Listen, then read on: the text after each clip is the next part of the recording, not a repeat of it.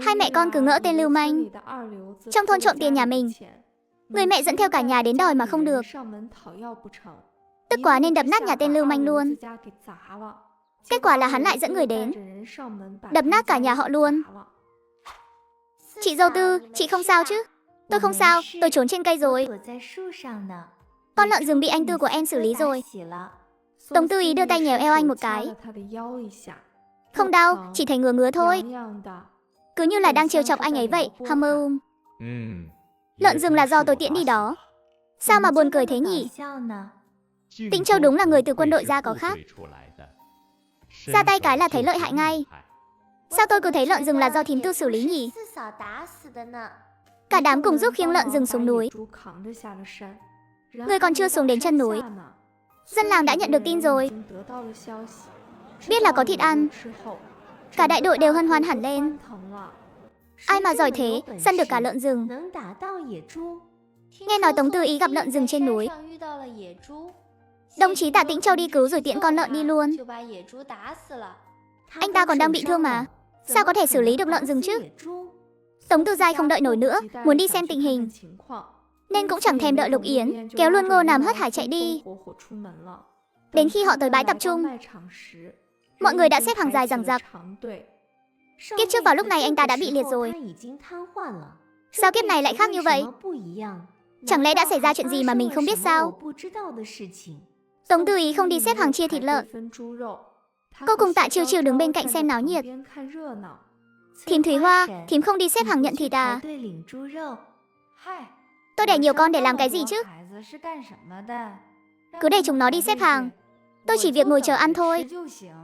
Nghe nói Tống Tư Giai với nhị trụ tử trong đội lén lút trong đống rơm đấy. Thật không? Đương nhiên rồi. Có người tận mắt nhìn thấy mà. Chỉ là không biết hai đứa đó lén lút với nhau từ bao giờ. Nghe đâu hai đứa hành động hăng lắm. Chật chật. Thật không ngờ con bé Tống Tư Giai này cũng khá gớm đấy. Tống Tư Giai mà biết không đòi lại được tiền chắc tức phát điên đến đằng sứt mất. Lúc này đại đội trưởng bắt đầu chia thịt. Ai cũng biết con lợn rừng này là do Tạ Tĩnh Châu săn được. Vì vậy đại đội trưởng đã đứng ra quyết định chia cho Tạ Tĩnh Châu hơn 10 cân thịt. Mọi người cũng không có ý kiến gì. Vợ ơi, chúng ta về nhà thôi. Sau khi hai người rời đi, Tôn Hồng Mai và Lâm Tệ nhìn theo bóng lưng họ. Trong mắt toàn là sự ghen tị và toan tính. Mẹ, con bé Tư Ý dù sao cũng là do nhà mình nuôi lớn. Hồi đó nói đoạn tuyệt quan hệ chắc cũng chỉ là lời lúc nóng giận. Hay là mẹ xem có nên gọi con bé Tư Ý và con rể về ăn bữa cơm không? Các người lại đang bày trò gì thế? Mẹ, lẽ nào mẹ không thấy con bé Tư Ý đó dường như có phúc khí trong người sao? Lúc nó còn ở nhà mình, ngày tháng nhà mình dễ thở biết bao nhiêu. Nhưng từ khi đoạn tuyệt với nó xong, nhà mình cứ ngày một xui xẻo hơn. Mẹ nhìn nó gả sang nhà đại đội trưởng mà xem. Loáng cái đã mua được nhà lớn rồi. Đến cả cái chân không chữa được của Tạ Tĩnh Châu cũng đã khỏi hẳn. Hôm nay còn săn được cả lợn rừng. Nghe nói cậu ta sắp quay lại quân đội rồi. Chị nói cái gì cơ? Chị dâu, chị nói chân của Tạ Tĩnh Châu khỏi rồi sao? Chứ còn gì nữa. Người ta sắp quay lại đơn vị rồi. Đó là quan lớn ở trong quân đội đấy.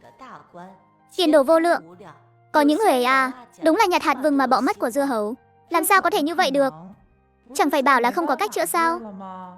Chính miệng chị dâu hai nhà họ Tạ nói ra. Lẽ nào lại còn giả được ư? Mẹ à, giờ Tư Ý là đứa gả đi tốt nhất đấy. Mẹ cũng phải nghĩ cho những người khác trong nhà chứ. Hơn nữa nó với bên nhà chú hai quan hệ chẳng phải rất tốt sao? Đặc biệt là thằng Tư Minh. Nó về nhà mấy ngày nay rồi, cũng nên để nó đi thăm Tư Ý một chuyến. Mẹ nghĩ kỹ mà xem. Nếu để Tư Minh đi lính thì nhà mình coi như là có chỗ dựa rồi. Mấy đứa nhỏ trong nhà cũng sắp tốt nghiệp rồi. Chẳng lẽ mẹ nỡ để tụi nó về quê làm ruộng hay sao? Chẳng phải tụi nó vừa mới chuyển sang nhà mới à? Để Tư Minh mang mấy quả trứng qua đó. Được thôi. Sao tự nhiên ông lại hăng hái thế? Hai đứa con trai của ông đều đã kết hôn rồi. Đến cả đứa con gái út cũng sắp tốt nghiệp. Mẹ, chúng ta là người một nhà mà. Con đương nhiên mong cả nhà mình đều tốt đẹp. Mặt khác, Tôn Hồng Mai đi tới khu thanh niên trí thức. Từ xa đã nhìn thấy Tống Tư Giai và Lục Yến. Mẹ ạ, con rể, con về trước đi. Mẹ muốn nói riêng với Từ Giai vài câu. Anh về nấu cơm trước đi. Em nói chuyện với mẹ một lát. Mẹ định nói gì với con thế? Có phải bà nội đồng ý cho bọn con về ở rồi không? Những chuyện trước đây con nói với mẹ đều là thật sao? Đương nhiên là thật rồi. Chuyện này làm sao giả được? Chẳng phải con nói Tạ Tính Châu sẽ bị liệt sao? Thế sao giờ cậu ta vẫn bình an vô sự? Lại còn sắp quay lại đơn vị nữa chứ?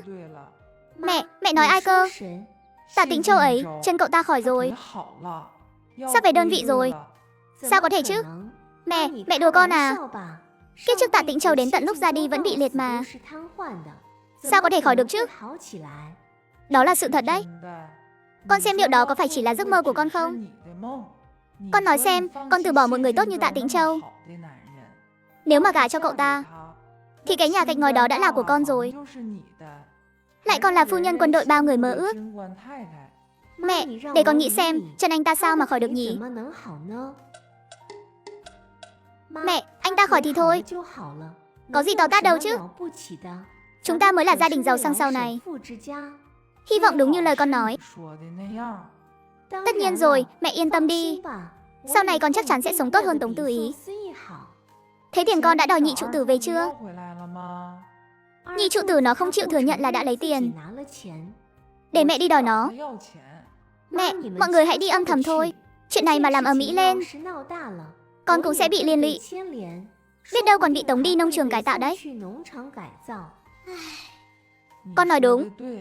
Mẹ về gọi thêm bố và mấy anh họ của con nữa. Tôn Hồng Mai vừa về đến nhà, liền gọi cả nhà họ Tống kéo đến nhà nhị trụ tử, yêu cầu nhị trụ tử trả tiền. Nhưng nhị trụ tử lại không thừa nhận mình đã trộm tiền. Thấy thế họ liền đập phá sạch sành xanh nhà hắn. Nhà nhị trụ tử dĩ nhiên không chịu nhịn. Thế là bọn họ lại hùng hổ xông vào nhà họ Tống, vơ vét sạch sành xanh đồ đạc. Đến cả cái nồi nấu cơm cũng bị đập nát. Tiếng động của hai nhà không hề nhỏ, nhanh chóng làm kinh động cả xóm. Ôi rồi, đúng là tạo nghiệp. Hai nhà này có thù sâu oán nặng gì mà ra tay nặng thế không biết. Nghe nói nhị trụ tử trộm tiền nhà họ,